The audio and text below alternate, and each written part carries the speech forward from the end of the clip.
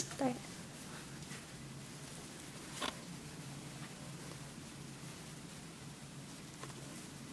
I'm sure everyone in this room has visited the doctor's office at some point, either for themselves or with another family member, and has been offered a vaccine or an immunization. I work at a doctor's office, and the first thing we say before letting them go through the door is, "Would you like a flu shot today?" Is there anyone in here that is against immunizations or doesn't like the idea of any vaccines? No? Okay. Can anyone share anything that you have personally heard about vaccines, or any, whether it may be bad or good, anything at all? Flu shots. Flu shots I've heard aren't good for you. Okay. I don't know what it is about them. I guess you get given the flu on a flu shot. All right. It just makes you sick. It's supposed to keep the sickness away from you, but it makes you sick. Okay. So what's the deal with that? Well, we'll get to questions later, but I just wanted to hear someone's thoughts. Okay. So today I would just like for everyone to be aware about the truth about vaccines, and I will be clarifying some myths about them, the risks and the benefits of not being vaccinated, and my purpose is to convince everyone in this room to say yes to vaccines. Let's start off with the myths first. Has anyone heard of Dr. Wakefield and his study called The Lancet that was published in 1998 at all? No. Okay. Well, according to Dr. Lancet, he tested 12 children who, according to him, had been completely healthy before receiving a single dose of a vaccination. This vaccination was the MMR, which stands for the measles, mumps, and the rubella. After receiving this vaccination, he noticed and did some studies on these children who got really ill afterwards, and then he came to the diagnosis that they had supposedly had autism, which does sound very scary, and any parent would be very alarmed of this discovery. However, he later retracted his findings. And if you actually look at the website, which I'm sorry that I wasn't able to actually have a PowerPoint, if you look at their website, or his website I should say, you can clearly see that all of his findings, they retracted completely on it. He took back absolutely everything that he stated about the vaccine itself. And this happened because the General Medical Council investigated his ethics on how he discovered his data. And the scienceandmedicine.org quoted their findings, and they stated that the General Medical Council ruled he had acted dishonestly and irresponsibly in doing his research. So basically, he made up a lot of his data, and none of it was true. The next myth, the chemicals in vaccines cause autism. Specifically, there is something called thimerosal. It is a preservative that does contain mercury, and it is used in vaccines primarily to prevent them from growing bacteria. However, according to the CDC, or the Centers of Disease Control, we are exposed to two different kinds of mercury. There's ethyl mercury, which is the one that's used in the vaccines, and then there's also the methyl mercury. And that one is the one that can actually be found in fish, which is why a lot of people say to not eat too much seafood, because that can be toxic at times. The ethyl mercury is cleared from the body very fast, the one that was in vaccines. The only side effects known to that is just the redness and the swelling at the site of the immunization. Other than that, there was absolutely no studies that ever showed that it had absolutely any connections with autism at all.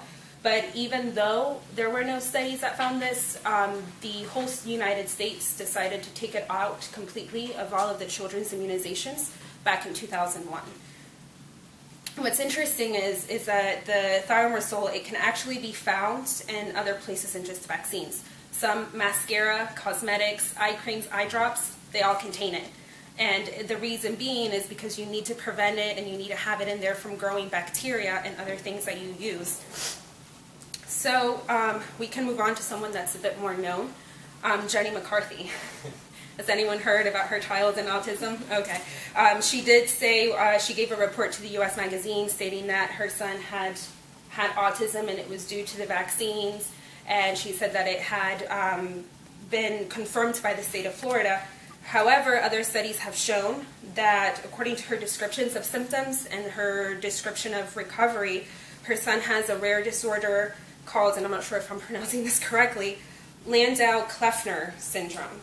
And it's not autism, and this isn't something that's caused by vaccines. So now that we've ruled out some of the myths, we can talk about the risks of not being vaccinated. The biggest reason of all would obviously be the risk of becoming infected. Sometimes these diseases can cause death or severe deformations. We can talk, for instance, about the outbreak of MMR that started in Disneyland just earlier this year. It was claimed to have been brought from overseas, from someone that obviously wasn't vaccinated. And that person spread it to 94 people that we were aware of at the time. And 67 of these 94, they were all linked to Disneyland. The NBC News reported that whoever had it was probably unaware of it, and they were just the carrier of it, and it just spread. Measles was eliminated completely in the year 2000 in the US. However, if we take into consideration France, they went from 40 cases a year to over 10,000 in that same year, in 2000. The cause being the lack of immunizations. Each person with measles or MMR can easily infect 12 to 18 other people and possibly not even know about it. Children that are not immunized are not only at a higher risk, but they also receive different health treatment. Dr. McGowan is an ER physician, and she wrote an article called "The Consequence of Refusing Vaccines." In her article, she goes on to explain what she personally does at the ER when she has children that are not vaccinated. And basically she states that they require more testing if they are not, including but not limited to certain things like multiple blood draws, IVs, urine testing, chest x-rays, and sometimes even a spinal tap. After this, they have to be on antibiotics and followed by their primary doctor, but they always require more testing. For children that are not vaccinated, the estimates are between 5 and 8% to have a serious infection in their bloodstream or around their brain, which is also known as meningitis.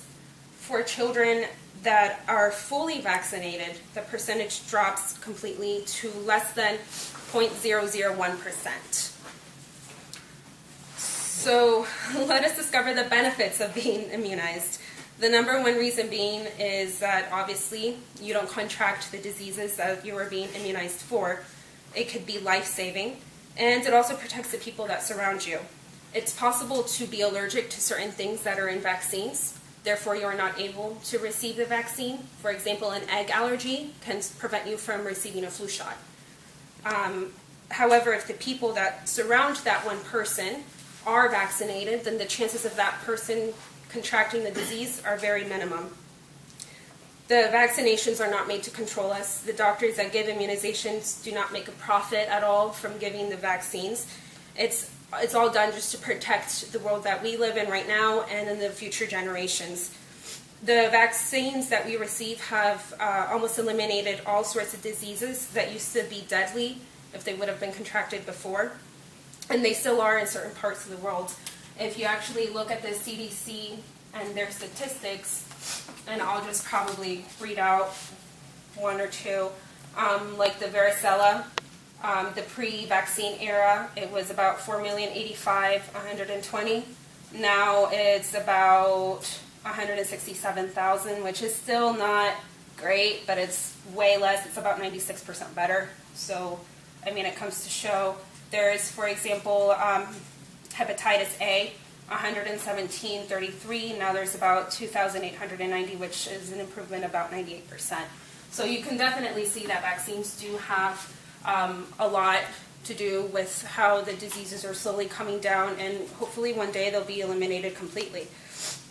In closing, I hope that I've convinced all of you to make sure you say yes to vaccines, unless of course you have an allergy, which in that case please let your doctor know. And always remember that the risk of not being immunized is always higher than having a side effect from a vaccine.